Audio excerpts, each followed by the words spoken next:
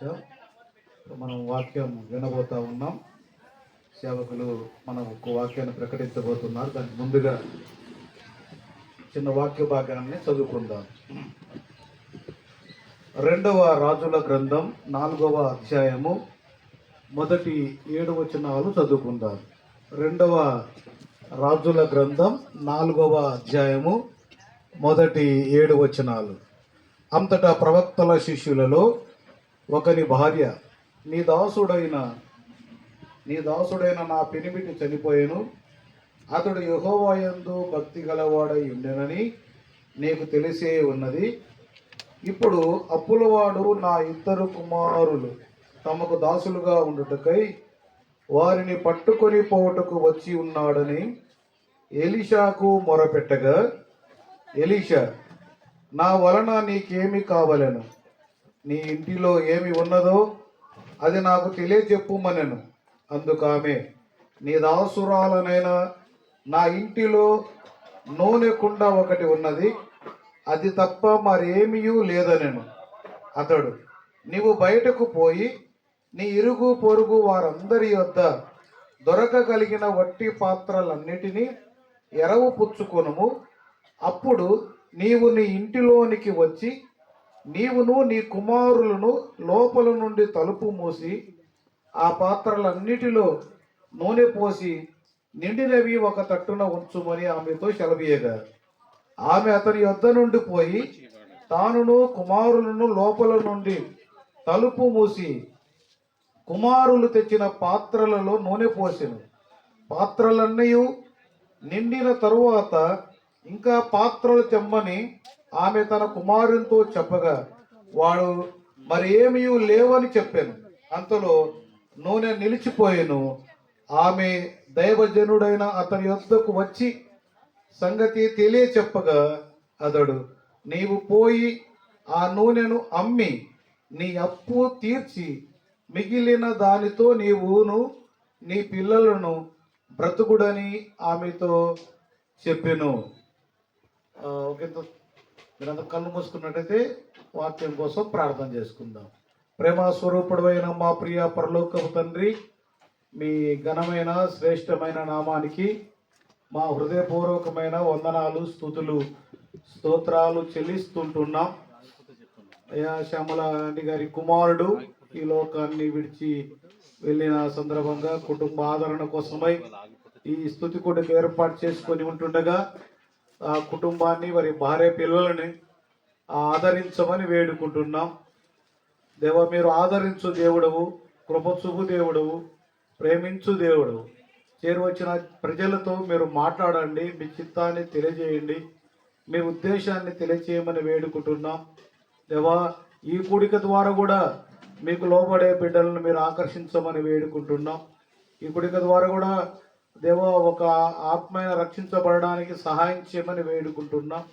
కుటుంబానికి కావలసిన ఆదరణ దయచేయండి, ధైర్యాన్ని ఇవ్వండి, క్షేమాన్ని ఇవ్వమని వేడుకుంటున్నాం. దేవా, చిన్న బిడ్డలు ఉన్నారు, వారికి మంచి భవిష్యత్తు ఇవ్వండి, జ్ఞానం ఇవ్వండి, తెలివి ఇవ్వండి, ఉన్నత స్థితి అనుగ్రహించండి. మీ యందు భయము భక్తి వారికి దయచేయమని వేడుకుంటున్నాం. మీ దాసులు మీ పక్షాన నిలబడి మీ వాక్యం ప్రకటించబోతుండగా మీ ఆత్మతో నింపి దేవా, ఈ సమయంలో ఈ సందర్భానికి మాకు అవసరమైన సంగతులు మీరు వినిపింపచేయమని మహిమ ఘనత ప్రభావములు మీకు తెలియజేస్తూ యేసు ప్రభు దివ్యనామములో అడిగి వేడుకొనొచ్చు ప్రార్థిస్తున్నాను మా ప్రియ పరలోకపు తండ్రి.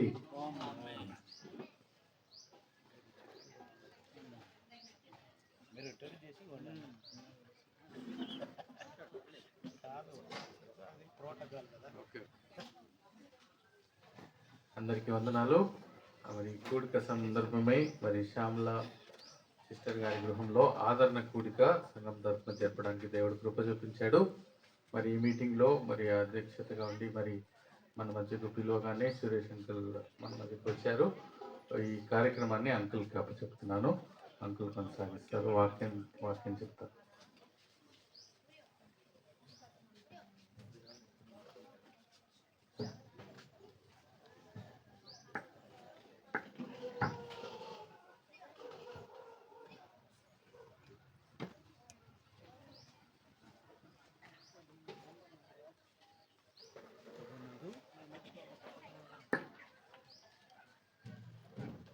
ప్రభునందు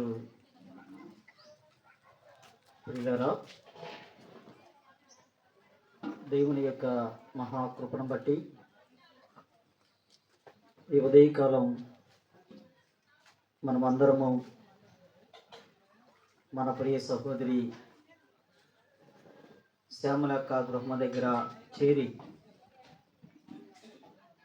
ప్రభు సన్నిధానములో గడిపే అవకాశం దేవుడు మనకు అనుగ్రహించిన దాన్ని బట్టి ప్రభువుని స్తుతిస్తున్నాం. అలానే కుటుంబంలో గతించిపోయిన దినాలలో జరిగిన సంఘటన బట్టి కూడా మనమందరం వారితో విచారం వ్యక్తపరుస్తూ ఉన్నాం.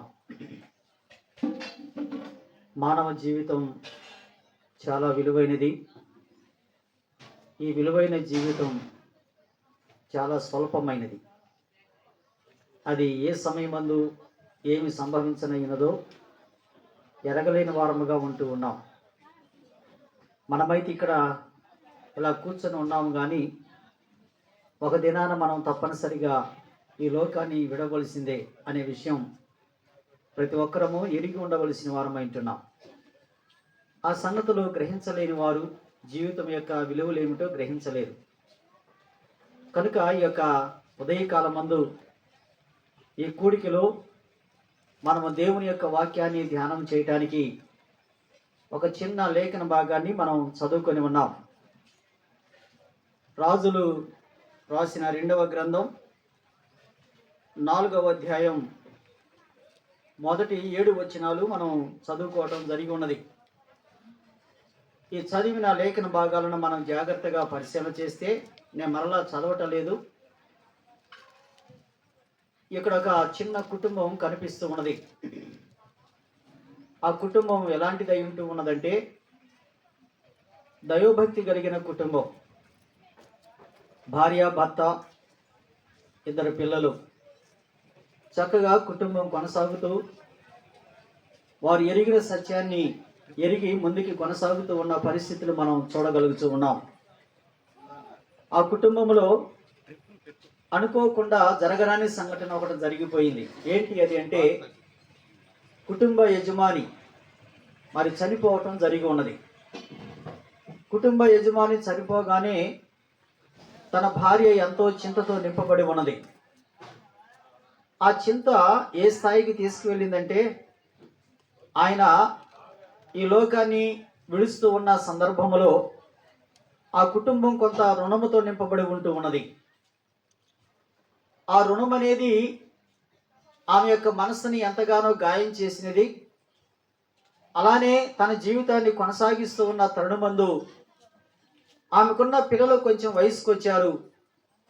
వయసుకు రాగానే ఆ బాకీ ఇచ్చిన వారు ఆ ఇంటి మీదకి వచ్చి ఆమెను ఒత్తిడి చేస్తూ ఉన్నారు. ఏమనంటే, నీ భర్త చనిపోతూ ఉన్న సమయమందు మీరు మాకున్న రుణం మీరు ఎరుగున్నారు, దయతో మా రుణం తీర్చండి. ఇంతకుముందంటే పిల్లలు చిన్నవారు, నువ్వు ఒక్కదానివే, నిన్నేమి అడగలేకపోయాం, కనుక మా యందు దయ ఉంచి మా బాకీ తీర్చండి అని చెప్పేసి మరొక బాధాకరమైన విషయాన్ని ఆమె మీదకు తీసుకొచ్చారు. అలాంటి సమయంలో పిల్లరా ఏమి చేయాలో అర్థం కాలేని స్థితిలో ఉంచబడి ఉన్న ఆమె నేరుగా దేవుని సన్నిధానానికి వెళ్ళింది. దైవుని ప్రతినిధిగా ఉంచబడి ఉన్న ప్రవక్త దగ్గరికి వెళ్ళి సంగతంతా వివరించింది. సంగతంతా వివరించినప్పుడు దైవజనుడు దేవుడిచ్చిన సలహా మేరకు, దేవుడు నీకు ఈ మాట ఇవ్వమన్నాడు, దేవుడు ఈ మాట చెప్పమన్నాడు అని చెప్పేసి చెప్పినప్పుడు దేవుడు ఏమైతే చెప్పాడో ఆ పని చేసింది ఆమె. అప్పుడు ఆ కుటుంబం ఉన్న సమస్య తీరింది. పిల్లరా, కుటుంబం అంతా సంతోషంగా ఉన్నది. ప్రభువుని స్తుతించిన వారుగా చూడగలుగుతున్నాం. అయితే ఈ కుటుంబంలో 3 ప్రాముఖ్యమైన విషయాలు మనం గమనించాలి. ఏంటి అదంటే, ఆ కుటుంబాన్ని మరణం అనేది చాలా ఇబ్బందికరమైన పరిస్థితికి తీసుకువెళ్ళిన పరిస్థితిని మనం చూడగలుగుతున్నాం. మరణం అనేది ఎలాంటిదంటే కుటుంబాన్ని చెల్లాచెదురు చేస్తూ ఉంటుందండి. ఇప్పుడే పాట పాడారు, మరణము రుచి చూడక బ్రతుకు నరుడెవడు అని. ఇక్కడ కూర్చున్న మనమే కాదు పిల్లరా, ఇంకా అనేక మంది భూమి మీద నివాసం చేస్తున్న ప్రతి మనిషి కూడా తప్పనిసరిగా ఏదో ఒక సమయం ముందు మరణాన్ని రుచి చూడవలసిందే. నుంచున్నా నేను కూడా. కనుక ఈ విషయాలు మనం ఎరగాలి. అయితే దీని అంతటికి పరిష్కారం ఎక్కడ ఏంటి అని చెప్పేసి అంటే, కుటుంబంలో ఒక మనిషి, బాధ్యత కలిగిన మనిషి ఆ కుటుంబాన్ని విడిచిపెట్టాడు అంటే ఆ కుటుంబ పరిస్థితి ఎలా ఉంటూ ఉన్నది అనేది మనము కంటితో చూసిన సందర్భాలు గతించిపోయిన కాలంలో అనేకం మన ముందు ఉంటూ ఉన్నవి. అంతేకాకుండా ఆ కుటుంబ పరిస్థితులు ఏ మనుషులు ఎన్ని విధాలుగా నోటి మాటలతో వచ్చి చెప్పి ఆదరించినప్పటికీ కూడా ఆ ఆదరణ అనేది వారి హృదయంలో ఉంచబడి ఉన్న గాయాన్ని మానపటానికి వీలు లేకుండా మాటలతో కొంచెం ధైర్యపరచడానికి అవకాశం ఉంది. కానీ ఆ కుటుంబం యొక్క అంతరంగంలో ఉంచబడి ఉన్న బాధను నివారించగలిగిన వాడు ఎవరంటే ఒకే ఒక్కడు, ఆయనే దేవాతి దేవుడు, మన ప్రభు అయిన యేసుక్రీస్తు వారై ఉంటూ ఉన్నారు అనే విషయాన్ని మనం ఎరుగుతూ ఉన్నాం. అయితే పిల్లరా, ఈ యొక్క ఉదయకాలం మందు దేవుని యొక్క వాక్యములో మనం ఆలోచన చేయవలసింది ఏంటంటే, మరణాన్ని గుర్చిన అవగాహన ప్రతి మనిషికి అవసరమై ఉంటూ ఉంది. మరణాన్ని గుర్చిన అవగాహన మనకు లేకపోతే అసలు ఈ జీవితమే మనకు అర్థం కాలేదని దాని యొక్క భావన ఉంటూ ఉన్నది. దైవ గ్రంథం అదే చెబుతూ ఉన్నది. మరణాన్ని గుర్చిన అవగాహన మనందరికీ అవసరం. ఒక మనిషి పిల్లరా, దైవ గ్రంథం చెబుతూ ఉన్నది ఏమిటంటే, ప్రకటన గ్రంథంలో చెప్పబడుతూ ఉన్న రీతిగా 2 సార్లు మరణించాలి అని చెప్పేసి అంటూ ఉందండి. కానీ కొంచెం లోతుల్లోకి వెళితే మనిషి పిల్లరా, మనిషి జీవితంలో జరిగే సంఘటనల గురించి యోచిస్తూ ఉన్నప్పుడు, భూలోకమందు ఉన్నప్పుడు మనిషి 2 విధాలుగా చనిపోతున్నాడు. భూలోకాన్ని విడిచిన తర్వాత మరొక విధంగా తాను చనిపోతూ ఉన్నాడు. అంటే లెక్కలు వేస్తే ఎలా కనబడుతూ ఉన్నది అంటే పిల్లరా, మనిషికి 3 మరణాలు ఉన్నట్లు కనిపిస్తూ ఉన్నవాటి. చూద్దామా సంగతులను గురించి మనం తేటగా ఈ యొక్క సమయమందు కొంచెం జాగ్రత్తగా మనసు పెట్టి ఆలోచన చేస్తే చూడండి, మొదటి మరణం ఏమిటి అని చెప్పేసి అంటే, అసలు మరణము, చస్తావు అనే మాట ఎక్కడ ఇది పుట్టింది అంటే, ఒకసారి ఏదైనా తోటకు రండి, ఆదికాండం 2వ అధ్యాయానికి రండి. 2వ అధ్యాయం 17వ వచనాన్ని చూస్తే అక్కడ ఏమి రాయబడుతూ ఉన్నదో ఒకసారి గమనించండి. అక్కడ రాయబడ్డ మాట ఒకటి ఏమిటంటే చూడండి, అంటున్నాడు 2వ అధ్యాయం 17వ వచనంలో, పిల్లరా, సర్వసృష్టికర్త అయిన దేవాతి దేవుడు మనిషితో మాట్లాడుతూ ఆయన అన్న మాట ఏమిటంటే, నీవు ఇది తిని దినమున నిశ్చయముగా సత్యదవు అన్నాడండి. దేవుని మాట నుండి ఆ మాట మొదటగా వచ్చింది. ఈ విషయాన్ని మనం మర్చిపోకూడదు. ఎందుకంటే మనిషిని నిర్మించింది ఎవరు? దేవుడే. మనిషికి జీవితాన్ని ఇచ్చింది ఎవరు? దేవుడే. మనిషి అవసరాలు తీర్చుతుంది ఎవరు? దేవుడే. కానీ ఆ దేవుడే మనిషితో మరొక మాట ఏమన్నాడంటే, నువ్వు నిశ్చయంగా చస్తావు అన్నాడండి. చస్తావు అన్నాడు. దేవుని యొక్క ఆజ్ఞను మీరాడా? మీరలేదా? ఆ మనుషుడు మీరాడు. ఆ మనుషుడు మీరినప్పుడు చనిపోయాడా? మీరు ఒక్కసారిగా గమనించాలి. మనం లేఖనాల్లో చూస్తే ఆ మరణం మనకు అర్థం కాదు. ఆ మనుషుడు మరణించాడు. ఎలా మరణించాడు? ఒకసారి ఎఫెసీయులకు రాసిన పత్రిక చూడండి. ఎఫెసీయులకు రాసిన పత్రిక 4వ అధ్యాయము 18వ వచనం ఒకసారి చూడండి, ఏమని రాయబడిందో. 18వ వచనంలో ఏమని రాయబడి ఉందంటే, ఆ మరణాన్ని గురించి వివరిస్తూ అక్కడ చెబుతూ ఉన్న మాట ఏమిటంటే, జీవములో నుండి వేరు చేయబడ్డారు అని చెప్పేసి అంటున్నాడండి. అంటే ఒక మనిషికి దేవుడు మనిషిని నిర్మించినప్పుడు మనం ఆదికాండం 2వ అధ్యాయంలో చూస్తూ ఉన్న తరుణమందు దేవుడు మనిషి యొక్క నాసికారంధ్రములో జీవవాయువు ఊదగా నరుడు జీవాత్మాయను అని లేఖనాలు చెబుతూ ఉన్నవి. అది వాస్తవాన్ని కూడా మనకి నిర్ధారణ చేయబడుతూ ఉన్నది. కానీ ఎప్పుడైతే దేవుడు మనిషి పట్ల దేవునికి ఉన్న ప్రేమను మనిషి గ్రహించలేక, దైవాజ్ఞకు లోబడకుండా, దైవ చిత్తాన్ని నెరవేర్చకుండా దేవుని మాటని నిర్లక్ష్యం చేసినందువలన తాను ఏమి చేసిపోయాడంటే, తాను దేవుడిచ్చిన జీవముల నుండి వేరు చేయబడ్డాడు. అంటే దేవుని యొక్క ఆత్మ మనిషిలో పనిచేయడానికి అవకాశం లేని పరిస్థితి కల్పించుకున్నాడు. ఇది చాలా బాధాకరమైన పరిస్థితి. అలాంటి మనిషిని గురించి దైవ గ్రంథం చెబుతున్న మాట ఏంటంటే, ప్రకటన గ్రంథం 3వ అధ్యాయం 1వ వచనంలో అంటాడు, నువ్వు జీవిస్తున్నావన్న పేరు అయితే నీకు ఉంది, కానీ నీవు మృతుడివే అంటున్నాడండి. ఎక్కడున్నది నీ పేరు? భూమండలం మందు ఉంది. రేషన్ కార్డులో ఉండవచ్చు, ఓటర్ కార్డులో ఉండవచ్చు, జనాభా లెక్కల్లో ఉండవచ్చు. కానీ పిల్లరా, భూలోకంలో ఉండమంటున్నావు, కానీ దేవుని యొక్క లెక్కల్లో మాత్రం నువ్వు ఎలా ఉన్నావంటే సత్యని స్థితిలో ఉంచబడి ఉన్నావు.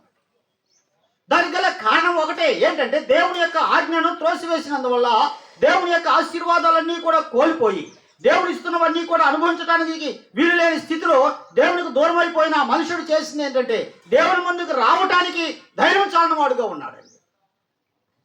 ఈరోజు చాలా మంది పిల్లలు గమనించండి, దేవుని సన్నిధానంలో కూర్చుంటానికి కూడా మనసు లేని వారుగా ఉంటున్నారు. దేవుని యొక్క వాక్యాన్ని వినటానికి కూడా మనసు లేని వారుగా ఉంటున్నారు.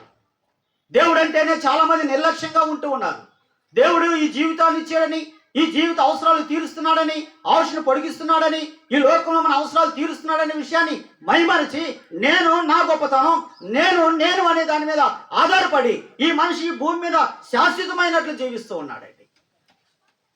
ఎంత ప్రమాదకరమైన పరిస్థితిలో మనం ఉన్నామో చూడండి. ఎందుకు ఇలా చెప్పబడుతూ ఉన్నది అంటే, ఆ మనుషుడు దేవుని యొక్క ఆజ్ఞలను త్రోసివేసినందువలన దేవుని నోటే మొట్టమొదటిసారి నువ్వు చస్తావు అని చెప్పేసి అన్నాడు.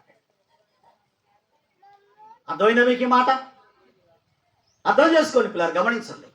ఈ రోజు నువ్వు దేవుని మాట వినలేకపోతున్నావు, దేవుని మాట అర్థం చేసుకోలేకపోతున్నావు, దేవుని యొక్క ఆలోచన గ్రహించలేకపోతున్నావు, దేవుని యొక్క విధానాన్ని నువ్వు రవ్వంత కూడా అమలుపరచలేని స్థితిలో ఉన్నావు అంటే కారణం ఏమిటంటే నువ్వు దేవుని నుండి వేరుగా ఉన్నావు. కాబట్టి దైవ కార్యం నీ యొక్క అంతరంగంలో జరగటానికి, నీ జీవితంలో జరగటానికి, నీ కుటుంబంలో జరగటానికి అవకాశం లేని పరిస్థితులు నీ అంతటా నీవే కొని తెచ్చుకున్నావు. ఎన్ని కుటుంబాలండి, యవనస్తులు కదా పిల్లరా, గమనించండి. మరణం అనేది అది ఎంత భయంకరమైందో కుటుంబాన్ని చెల్లాచెదరం, సమాజాన్ని చెల్లాచెదరం చేస్తుందండి. దాన్ని ఎవరు సరిచేయలేరు, ఏ మనిషిని కూడా సరిచేయలేడు. ఏ మనిషి కూడా ఆ మరణాన్ని మరలా మరణించిన మనిషిని తిరిగి బ్రతికించడం సాధ్యమయ్యే పని కాదు. ఈరోజు శ్యామలక్కని మనం పలకరించామనుకోండి, ఏమంటది?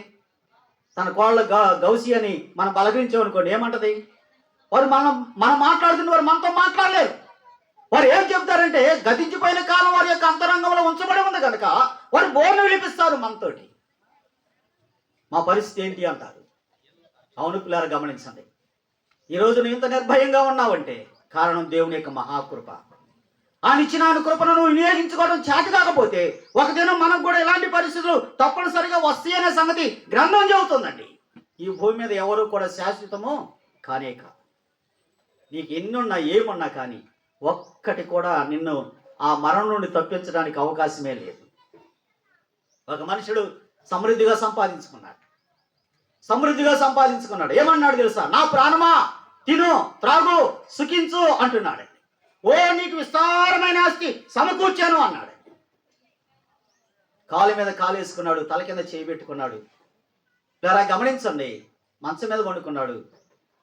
చక్కటి వెన్నెల, మంచి వాతావరణం, హాయిగా ఇంకా నాకు దిగులు లేదు అనుకుంటున్నాడు. కాలు మీద కాలు పెట్టి కాలు ఊపుతూ ఉన్నాడు, తల కింద చేయి పెట్టుకున్నాడు, పైకి చూస్తున్నాడు. ఇతని యొక్క ఆలోచన పైనున్న ఆకాశం అందున దేవుడు ఆలకించట్లేదు అనుకుంటున్నాడేమో, నేనేననుకుంటున్నాడేమో, ఇదంతా నాది అనుకుంటున్నాడు, ఇదంతా నాది నాది నాది అనుకుంటున్నాడు. ఓ అని తన ప్రాణాన్ని చెప్పుకున్నాడు. ప్రాణం ఎవరిది? ఆయన అనుకుంటున్నాడు. ఇలా ఆలోచన చేస్తూ ఒక్కసారి తల పక్కకు తిప్పాడు. అంతే.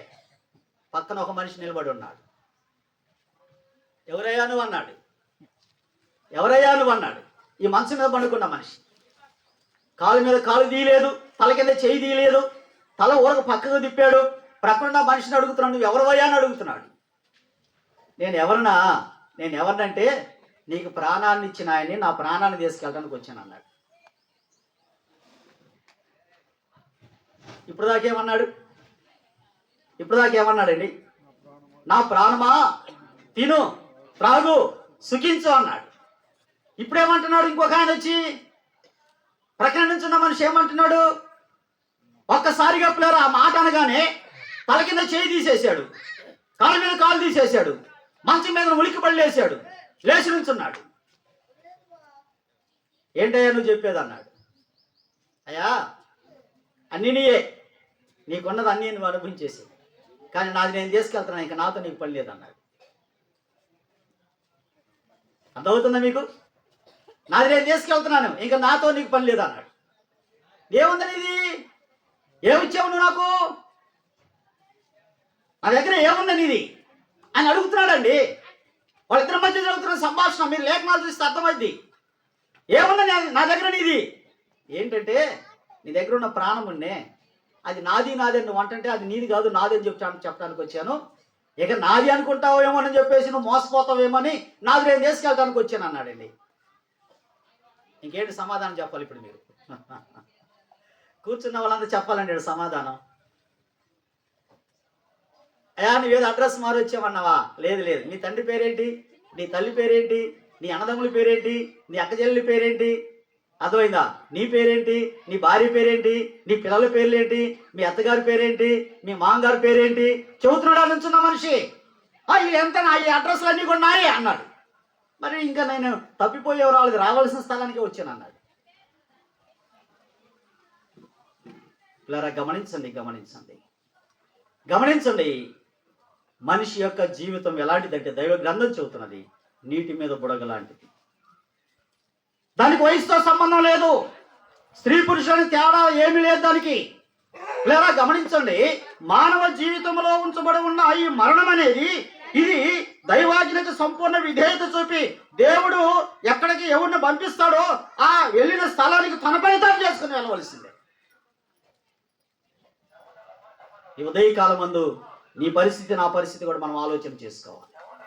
ఇలాంటి సందర్భాలు మనకి ఎన్నో మన కళ్ళ ముందు జరుగుతూ ఉన్నవి. అతను అన్నాడు, ప్లేయర్ గమనించండి, యాభైకి నీతో నా దాంతో నీకు పని లేదు కాబట్టి నీది నువ్వు అనిపించు, నువ్వు సంపాదించనుకున్నావు కాబట్టి నీది నువ్వు అనిపించు, అది నేను తీసుకుని వెళ్తున్నాను అని అన్నాడు.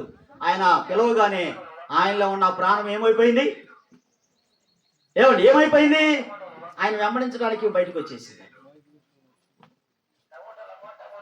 అర్థమైనా? యజమాని వెంబడించడానికి వచ్చేసింది బయటికి. ఎప్పుడైతే ఆ ప్రాణం బయటకు వచ్చేసిందో పిల్లరా, ఇక ఈ నోరు పని చేయట్లేదు, కళ్ళు పని చేయట్లేదు, చెవులు పని చేయట్లేదు, చేతులు పని చేయట్లేదు, కాళ్ళు పని చేయట్లేదు. భార్య వచ్చింది, ఏమండి ఎంతసేపు ఉంటావు, పైన దిగిరా, చాలా పొద్దుపోయింది, వచ్చి స్నానం చేయండి, ఆహారం తినిపోండి, రండి రండి అని చెప్పేసి కింద కేకేస్తుంది. ఎందుకు పిలిచినా కానీ సమాధానం లేదు పైనుంచి. ఏంటని చెప్పి దగ్గరికి వెళ్ళింది. వెళ్ళి ఏమండి ఏమండి అంటే, ఏమన్నాడండి? అండి లేడు, ఇంక ఇండి లేదు. ఇలా గమనించండి, బోర్న విలిపిస్తుంది భార్య. ఏంటి మమ్మీ ఏడుస్తుంది అని చెప్పేసి కింద పిల్ల పరిగెత్తుకుంటూ పోయారు. ఏంటి సంగతి అంటే, డాడీ పలకటం లేదు. ఆ డాక్టర్ అన్నారు, ఈ డాక్టర్ అన్నారు, ఎందుకు ఆశపరుడు కదా, ఏడాడో తిప్పారు, పోయిన కాడల్లా ఇంక మా వల్ల లేదు, మా చేతులు దాటిపోయినాయి అన్నారు. కనీసం చివరిగా భార్యతో ఒక మాట మాట్లాడటానికి కూడా అతనికి అవకాశం లేని పరిస్థితి. ఎంత దారుణమైన పరిస్థితి చూడండి, ఎంత దారుణమైన పరిస్థితి ఒకసారి చూడండి. మరణానికి పిల్లరా జాలి లేదు, మరణానికి ప్రేమ అంటే అసలు తెలియదు, మరణానికి కృప అంటే అసలు తెలియదు. తన పని తాను చేసుకుని వెళ్ళవలసిందే. కనుక ఈ మరణము ద్వారా లేదా లోకానికి జరుగుతున్న నష్టం ఏమిటి అని ఆలోచన చేస్తే భూలోకంలో ఉన్న మానవ జ్ఞానం ఎంతగానో ఎదిగిపోయింది. ఈరోజు మనిషి యొక్క జ్ఞానం ఏ స్థాయికి వెళ్ళిపోయిందంటే, నీ దగ్గర ఉన్న సెల్ ఫోన్ చూసావా, సెల్ ఫోన్ ముందు పెట్టుకొని నువ్వు మనసులో ఆలోచన చేస్తూ ఉన్నది సెల్ ఫోన్లో రికార్డ్ అవుతూ ఉందండి. నువ్వు నోరు తెరవలేదు, నీ మనసులో ఆలోచన చేస్తూ ఉన్నావు, ఆలోచన చేసేది నీ సెల్ ఫోన్లో పిల్లలు గమనించిన టైప్ అవుతా ఉందండి. అది దీనికి ఎట్లా తెలుసు? దానికి జీవం లేదు కదా. అంటే మానవుని యొక్క జ్ఞానం అంతగా పెరిగిపోయింది. అయ్యా నాకు ఈ మార్గం తెలియలేదు, పలానా స్థలానికి వెళ్ళాలి, ఎక్కడికి వెళ్ళాలో అర్థం కావట్లేదు, సెల్ ఫోన్ అడిగితే ఏం చెబుతుంది? ఇటుకుండా పోయి చూపిస్తుంది. మన జేబులో ఉన్నది మన చేతిలో ఉన్నదే. మనిషి జ్ఞానం ఎంతగా ఎదిగిందో చూడండి. కానీ ఇంత జ్ఞానవంతుడైన మనిషి మరణించకుండా ఆపటం తన వల్ల కావట్లేదు. ఈ ఉదయకాలం మందు పిల్లరా గమనించండి, ఈ మరణం, ఈ కుటుంబంలో జరిగిన ఈ మరణం మన జీవితాలకు ఒక మలుపుగా ఉండాలండి. నువ్వు మరణించేది సత్యం, నేను మరణించేది వాస్తవం, దీంట్లో ఎలాంటి మరుగు లేదు. ఏదో ఒక దినాన తప్పనిసరిగా ఏదో ఒక దినం అంటానికి నిర్ణయం లేదు. ఈ కంపెనీ వాడు ఈ మైకు తయారు చేసాడంటే అమ్ముతున్న సమయంలో ఏమంటాడు తెలుసా? ఏమంటాడు? దీనికి ఒక సంవత్సరం మేము గడియిస్తున్నామయ్యా, సంవత్సరం గ్యారెంటీ ఇస్తున్నాం, ఈ సంవత్సరంలోపు ఇది ఏదన్నా లోపం వచ్చింది అనుకోండి, దీన్ని తీసుకొచ్చి ఇవ్వండి, మేము ఇది తీసుకొని మళ్ళీ కొత్తది మీకు ఇస్తామన్నాడు. కంపెనీ వాడు అంటున్నట్లేదా? అంటేనే మనం కొంటున్నాం. కానీ మనిషి జీవితానికి ఎవరు? నీ గ్యారెంటీ ఇచ్చేది ఎవరు? లేదు పిల్లరా గమనించాలి, లేదు. ఉదయకాలం మందు దేవుని యొక్క వాక్యములో మనం సత్యాలు తేటగా ఎరిగి ఉండవలసిన వారమై, నువ్వు ఇప్పుడు పిల్లరా ఎంత ఉన్నతమైన స్థానంలో ఉన్నా, ఎంత బలగం ఉన్నా, ఎంత విద్య ఉన్నా, ఎంత ఉద్యోగం ఉన్నా, ఈ లోక సంబంధమైన సంపద నీకు ఎంత ఉన్నా, ఎంత పలుకుబడి ఉన్నా కానీ ఒక్కసారి నువ్వు గమనించాలి. ఈ లోకంలో ఉన్న సంపద నీకు ఏమైతే ఉంచబడి ఉన్నదో ఇదంతా నాదే నువ్వు అనుకుంటున్నావే, ఒక దినాన తప్పనిసరిగా దాన్ని విడిచిపెట్టవలసిందే. భార్యాభర్తలు ఎంతో సంతోషంగా జీవిస్తున్న జీవితాలు అకస్మాత్తుగా క్షణాలు, కొన్ని గంటలు కూడా కాదండి, గంటలు కూడా కాదు, కొన్ని నిమిషాలు కూడా కాదు, క్షణాలలో. ఇప్పుడు మాట్లాడినే మనం చెప్పుకోవట్లేదు. ఇలాంటి సంఘటనలు ఎన్నిసార్లు చెప్పుకోలేదు. అరే ఉదయం నాతో మాట్లాడాడయ్యా, నిన్న సాయంకాలం ఇద్దరం కలిసి ఫోన్ చేసాం, చెప్పుకోవట్లేదా మనం? గుర్తుపెట్టుకో. నువ్వు అనుకుంటున్నావేమో దేనికన్నా సమయం ఉందనుకుంటున్నావు. లేదు పిల్లలు, గమనించి మరణం అనేది ఎంత భయంకరమైనదో అది దేవుని నోటి నుండి వచ్చిన మాట. అది దేవుని నోటి నుండి వచ్చిన మాట. నువ్వు ఇది తిని తినమనా నిత్యముగా చస్తావు అన్నాడు. చస్తావు అన్నాడు. అయితే మనం చదువుకున్న లేఖన భాగాలలో ఆ సహోదరికి ఏం అర్థం కాలేదండి. ఇద్దరు పిల్లలు, కుటుంబ భారం, బాధ్యత అంతవరకు నిబ్బరంగా ఉంది. ఎందుకంటే చిన్నదానికి పెద్దదానికి పూర్తిగా భర్త మీద ఆధారపడి జీవించిన ఆ జీవితం ఈ సమయంలో ఏమైందంటే ఆయన లేడండి. ఆ పరిస్థితి ఒకసారి మీరు ఆలోచన చేయండి. ఇద్దరు పిల్లల ఒళ్ళో కూర్చొని మమ్మీ ఆకలి అంటున్నారు. ఏం చేసిద్ది ఈమె? దప్పిక అంటున్నారు. ఏం చేసిద్ది ఈమె? మమ్మీ వాడు ఐస్ క్రీమ్ కనుక్కుంటున్నాడు డాడీ మమ్మీ అన్నది అంటున్నాడు. ఈమె ఏం పిచ్చగలిదా? పిల్లల నోటి నుండి వస్తున్న మాట ఆమె యొక్క హృదయాన్ని ఎట్లా చేస్తుందంటే లోలోపల గాయం తన కొరక తింటాము. సమస్య ఉంటుంది. సమస్యను అధిగమించడమే మానవుని యొక్క నైజమై ఉంటుంది. ఈ విషయాన్ని మనం ఎరిగి ఉండాలి. అంటే దీనికి అర్థం ఏమిటంటే ఏ మనిషి కూడా మనలను శాశ్వతంగా మనకెవరో మనతో వచ్చేవారు లేరు. ఒక భక్తుడు పాట రాశాడు, ధరణిలోని ప్రేమలన్నీయు స్థిరము కావు తరిగిపోవును అని అంటాడండి.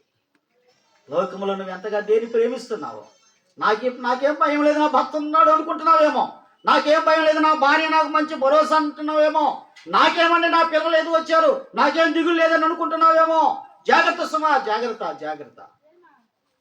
ఈ రాత్రిగా ఈ యొక్క మధ్యాహ్న కాలం వద్ద మనం గమనించవలసింది దేవుని యొక్క వాక్యపు వెలుగులో మన యొక్క జీవితాలను మనం పరీక్షించుకోవాలి. అసలు జీవిత విలువ నీకు తెలిసిందా? జీవితం అంటే ఏంటో నీకు అర్థమైందా? జీవితం అంటే ఏంటో అవగాహన చేసుకోగలిగావా?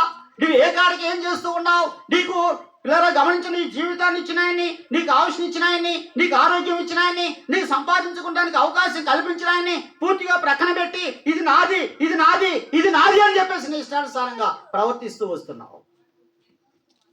ఎంతవరకు నీది?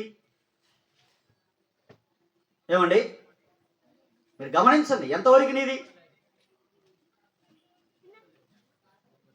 నీది నాది అని మనం అనుకోవటమే. ఇవన్నీ ఊహలు. చాలామంది ఇలా గమనించి నేను మా మామగారిని గురించి చెబుతాను. మా మేనత్త భర్త, ఆయన మంచి వయసులో గల్ఫ్ వెళ్ళాడు.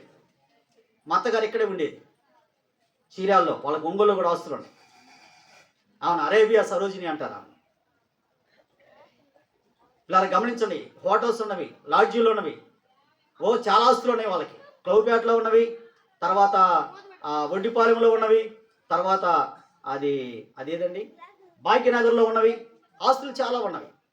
సంపాదించింది చీరాల్లో కూడా ఉన్నవి, కావల్లో కూడా ఉన్నవి, గుంటూరులో, విజయవాడలో సంపాదించి, హైదరాబాద్లో సంపాదించి. ఏం జరిగిందో తెలుసా? మా మామ వచ్చాడు, ఇక చాలు నాకు ఇంతవరకు అనుకున్నాడు. వచ్చిన వాడు ఏమయ్యాడు తెలుసా? పిల్లరా గమనించండి, ఆయన వచ్చిన వెంటనే పోయి డాక్టర్ దగ్గర చెకప్ చేయించుకున్నాడు. ఆయన ఏం చెప్పాడు తెలుసా? అబ్బాయి నువ్వు అన్నం తినకూడదు అన్నాడు. ఏం చేశాడండి? నేను ఎప్పుడప్పుడు కలిసేవాడిని. ఏది మా ఎలా ఉన్నట్టు, ఏమంటాం ఇదంతా ఏం చేసుకుంటానికి రా నాకు అని అంటున్నాడు. ఏది సంగతి అంటే, ఈ డాక్టర్ నన్ను ఏది తినొద్దు అన్నాడు రా అన్నాడు. బాత్రూమ్కి వెళ్ళాడు. ఆయన ఎప్పుడు పడిపోయాడు, ఎప్పుడు జరిపాడు ఊరికి తెలియదు. మా అత్తగారు వాళ్ళ కొడుకు చెబుతున్నారు, ఆనందం మీ నాన్న ఏడురా అని అంటే నాన్న ఏడుంటాడు అమ్మ అంటే ఇల్లంతా ఇది ఏడుంటాడు? బాత్రూంలో పడిపోయి ఉన్నాడు, తలుపు తీశాడు, చూస్తే ఎప్పుడు పడిపోయాడు ఇప్పుడు జరిపోయాడు తెలియదు. ఎంత ఉన్నా కానీ ప్రయోజనం ఏమైనా ఉందా?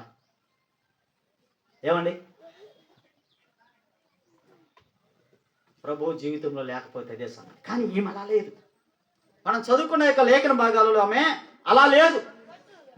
ఆమె ఏం చేసిందంటే తన భర్త పోయినా కానీ ధైర్యం చేసుకొని, నా భర్త దైవభక్తి కలిగిన వాడు కనుక, దేవుని మీద ఆధారపడ్డవాడు కనుక నేను దేవుని ఎద్దకు వెళుతున్నాను అని చెప్పేసి దేవుని ఎద్దకు వెళ్ళి మొర్రబెట్టుకుందండి.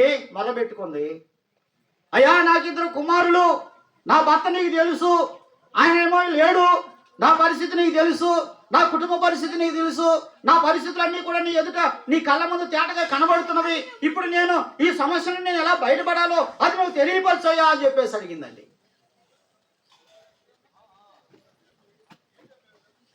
దేవుడు అద్భుతమైన సలహా ఇచ్చాడు, ఆశ్చర్యకరమైన సలహా ఇచ్చాడు. ఆ దేవుని యొక్క మాటకు లోబడిందండి, అంతే. ఇంకా ఆమె చేసింది ఏమి లేదు. దేవుడు ఏ మాట అయితే సెలవిచ్చాడో ఆ మాటకు లోబడింది. దేవుడు చెప్పింది చెప్పినట్లు చేసింది, అంతే. చెప్పింది చెప్పినట్లు చేసింది. చేసేసరికి జరిగింది ఏంటో తెలుసా? సమస్యలన్నీ పరిష్కరింపబడ్డాయి. ఆమె తన పిల్లలు సంతోషంగా కొనసాగుతుంది. నేను ఎందుకు ఈ మాట గుర్తు చేస్తున్నానండి? పిల్లరా గమనించండి, గమనించండి. దేవుణ్ణి నువ్వు ఎంత నిర్లక్ష్యం చేస్తావో నువ్వు అంతగా నష్టపోతావు. దేవుడు అంటే నీ అంతరంగంలో ఏ స్థానం కలిగి ఉన్నాడో ఒకసారి పరీక్షించుకో. చాలా మందికి ధనం అంటే ప్రేమ, చాలా మందికి పిల్లలు గమనించాలి, స్థిరాస్తులు సంపాదించుకోవాలంటే ప్రేమ. రాత్రి అనక పగలు అనక ఎంతగానో ప్రయాసపడుతూ ఉన్నారు. కానీ ఈ మధ్యాహ్న కాలం మనం గమనించవలసింది ఏంటంటే మరణం నీ ఎంటనే ఉంది, నా ఎంటనే ఉంది. ఏ క్షణాన మనం ఈ లోకాన్ని విడుస్తావో మనకు తెలియదు. వాళ్ళు భార్యాభర్తలు ఎన్ని ప్లాన్లు చేసుకున్నారో, వాళ్ళ పిల్లల గురించి ఎంతగా ఆలోచించారో, వారి కుటుంబాన్ని గురించి ఎంతగా ఆ ఆలోచనలతో నింపబడి ఉన్నారో, ఎంతగా కష్టపడుతున్నారో విషయాలని మనకు పూర్తిగా తెలియకపోయినప్పటికీ కూడా ఇప్పుడు అకస్మాత్తుగా లేకపోయేసరికి ఒక ప్రక్క తల్లి, ఒక ప్రక్క భార్య, ఒక ప్రక్క బిడ్డలు, రక్త సంబంధులు అందరూ మనం అందరం ఎందుకు వచ్చాము? ఈ గాయాన్ని మానపగలిగిన వారు మనం అందరం వచ్చినాక నా గాయాన్ని మనం మానపలేము. ఆయన తీసుకురాగలమా? తీసుకురా. కానీ వారి అంతరంగంలో ఉంచబడి ఉన్న గాయాన్ని మాన్పగలిగిన వాడు ఒకే ఒక్కడు, ఆయన మన ప్రభు అయిన యేసుక్రీస్తు. అందుకే ఈ జీవితం అనేది చాలా విలువైనది. ఈ విలువైన జీవితానికి పిల్లరా గమనించండి. దేవుడు తోడైతేనే, దేవుడిని నువ్వు వెంబడించగలిగితేనే ఈ విషయాన్ని నువ్వు తేటగా ఎరగగలవు. కానీ ఈ జీవితాన్ని నువ్వు చక్కగా సరి చేసుకుని ముందు కొనసాగలవు. కానీ ఒకవేళ ఈ విషయం నీకు అవగాహన కాకపోతే నష్టపోయేది ఎవరో కాదు, నీకు నీవే నష్టపోతావు. ఈ నష్టాన్ని నీవే అనుభవించక తప్పదు. కనుక ఈ సమయంలో పిల్లరా గమనించండి. దేవుని యొక్క వాక్యపు వెలుగులో, మన యొక్క జీవన విధానంలో దేవుడికి మనకున్న స్థానం లేక దేవుడికి మనకున్న సంబంధాలు ఎలాంటివై ఉంటూ ఉండవో ఆ విషయాన్ని మనం తేటగా ఎరగవలసిన వారమై ఉంటున్నామండి. ఎరగవలసిన వారమై ఉంటూ ఉన్నాం. ఈ మరణం మన జీవితానికి ఒక మలుపుగా ఉండాలి. ఈ సమయంలో ఆ మరణాన్ని పిల్లలు గమనించండి. ఓడించటానికి, ఆ మరణాన్ని జయించటానికి దేవాది దేవుడే పరలోకాన్ని విడిచి మానవ రూపిగా భూలోకానికి దిగి వచ్చి, ఓ మరణమాని ముళ్ళు ఎక్కడ, ఓ మరణమాని విజయం ఎక్కడని మరణపు ముళ్ళుని విడిచివేసి సమాధిని సావుని ఓడించి సజీవుడిగా తిరిగి లేచిన ఆ దేవాది దేవుడు మనకు ఒక మాట ఇస్తున్నాడండి. ఏమంటున్నాడో తెలుసా? ఆయన అంటున్న మాట, భయపడకుడి అంటున్నాడు, ధైర్యంగా ఉండి అంటున్నాడు, నేనున్నాను నీకు తోడు అంటున్నాడు. ఆయన ఇప్పుడు అంటలా ఈ మాట, నువ్వు అప్పుడంటలా ఆయన ఇప్పుడనే మాట కాదు అది. నువ్వు ఈ లోకానికి రాకముందే నువ్వు ఎక్కడి నుంచి వచ్చావు ఒకసారి గుర్తుపెట్టు. ఎప్పుడన్నా ఆలోచించావా? నేను ఇప్పుడు ఇక్కడ ఉన్నాను కానీ ఇంతకుముందు ఎక్కడున్నా నేను ఈ లోకానికి రాకముందు అని ఎప్పుడన్నా ఆలోచన చేసావా? రెండోది, అసలు ఈ లోకంలో నేను ఎందుకు ఉన్నాను అనేది నువ్వు ఎప్పుడన్నా ఆలోచన చేసావా? ఈ లోకాన్ని విడిచిన తర్వాత నా పరిస్థితి ఏంటి అని ఎప్పుడన్నా ఆలోచన చేసావా? ఎందుకుంటుందండి మనకి అంతా ఈ లోకం అంతా మనల్ని ఆవరించింది కదా. అర్థమవుతుందా? భార్య అంటుంది నా భర్త ఉన్నంతకాలం నా దిగులు లేదు అంటుంది. భర్త అంటున్నాడు నా భార్య నాకు భరోసా అంటున్నాడు. భార్య భర్తలు అంటున్నారు నా పిల్లలు ఉన్నారు కాబట్టి నాకు దిగులు లేదు అంటుంది. పిల్లలు లేని వారేమన్నారో తెలుసా? పిల్లలు లేని వారేమన్నారో తెలుసా? మాకేమండి, మాకు బ్యాంకులో బ్యాలెన్స్ బాగుందండి, వడ్డీ తీసుకొని అంటున్నాం అన్నారు.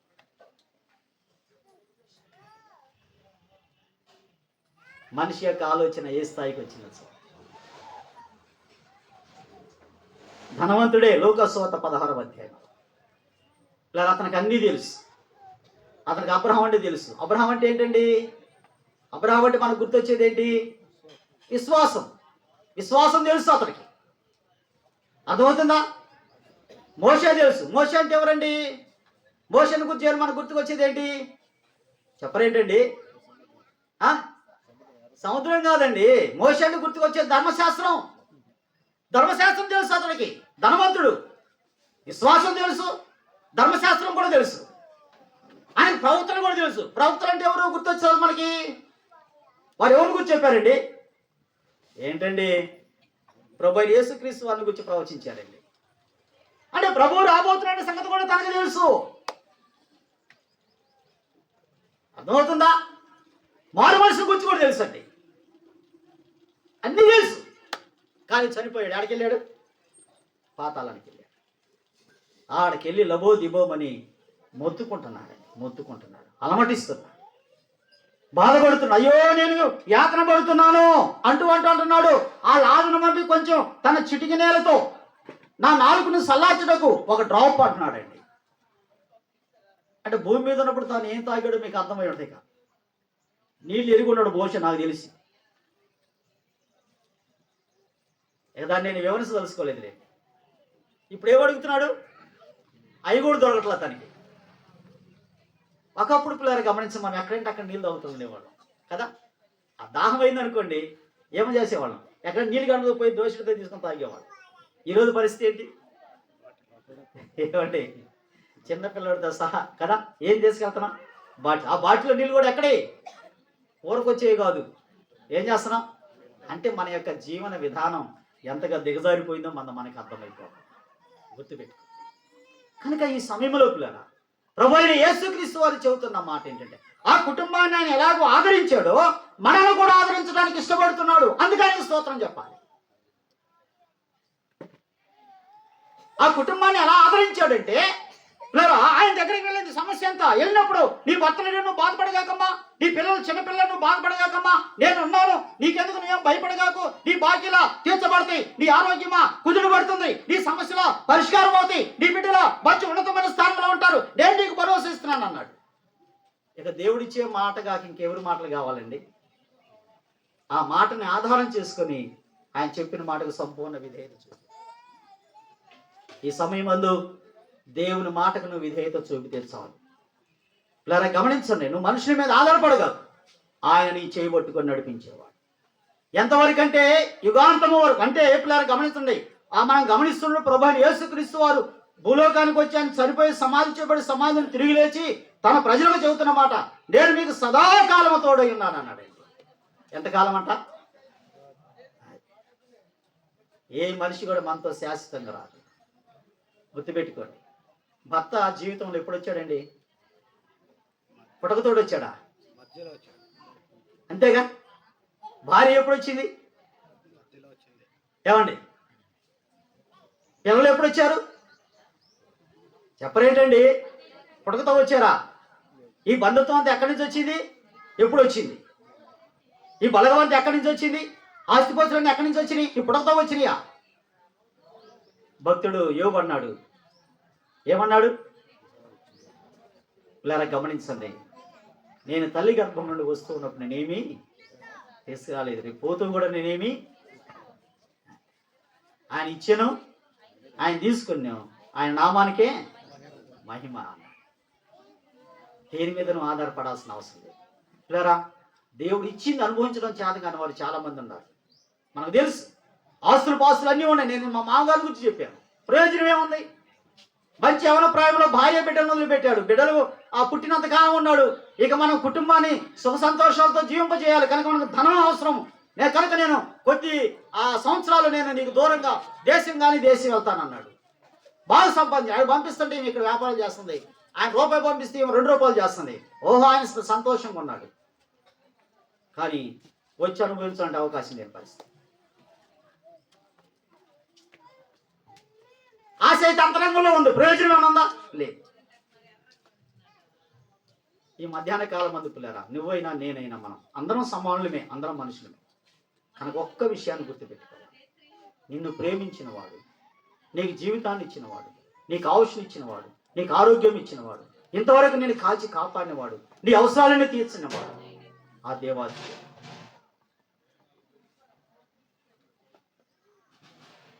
ఆ దేవాది దేవుడే. ఆయన ఎవరంటే ప్రభు అయిన యేసుక్రీస్తు వారిగా భూలోకానికి దిగి వచ్చాడు. ఆయన మనందరి కోసం కల్వరిలో తన ప్రాణాన్ని పెట్టాడు. ఆయన చనిపోయాడు, సమాధి చేయబడ్డాడు, సమాధిని తిరిగి లేచి పరలోకానికి వెళ్ళాడు. ఆయన తిరిగి మరలా రాబోతున్నాడు. ఇలా గమనించండి, దేవుని వాక్యం ఏం చెబుతుందంటే ఇప్పటి నుండి క్రీస్తు యేసు నందున్న వారికి ఏ శిక్ష విధి లేదు. అంతేకాక క్రీస్తు నందుండి మృతులైన వారు ధన్యులు అన్నాడు. ఎందుకంటే యేసుక్రీస్తు నందుండి చనిపోతే వాక్యం చెబుతున్న మాట తెలుసా, వారి మరలా సమాధి నుండి